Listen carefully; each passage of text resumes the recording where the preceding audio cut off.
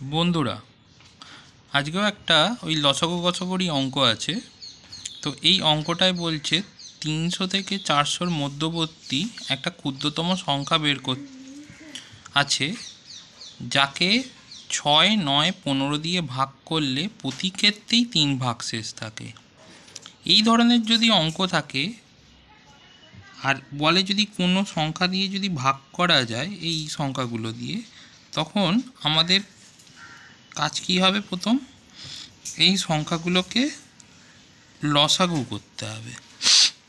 লসাগু করলে 3 দিয়ে যায়, 2, 3, 5, আর যাচ্ছে না।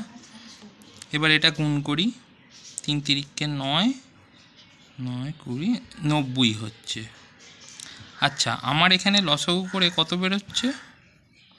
90। কিন্তু এখানে বলেছে 300 থেকে 400-র মধ্যবর্তী সংখ্যা।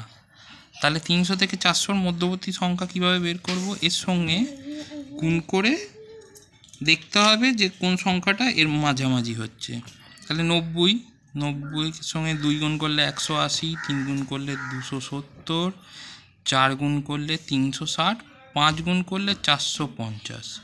আচ্ছা, 450টা বেশি হচ্ছে, এটাও হবে না। 270টা 300-র কম হয়ে যাচ্ছে, এটাও হবে না।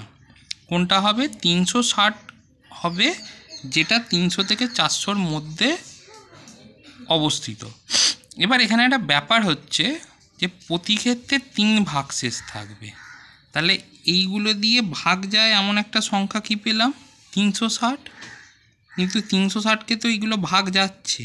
তাহলে প্রতি ক্ষেত্রে যদি 3 ভাগশেষ থাকতে চাই, তাহলে এটার সঙ্গে 3 যোগ করতে হবে। এটার সঙ্গে 3 যদি আমি যোগ করি, তাহলে সংখ্যাটা হবে 363। অপশান সি হবে সঠিক উত্তর। আচ্ছা, অঙ্কটা আরেকবার তোমরা ভালো করে দেখে নাও, দিয়ে এই একটা অঙ্ক করে আমায় দেখাবে, কমেন্টে জানাবে। 250 থেকে 400-র মধ্যে এত এত দ্বারা বিভাজ্য সংখ্যার যোগফল কত? এইভাবেই করবে, করে যে অপশানটা ঠিক হবে সেটা আমায় কমেন্টে জানাবে।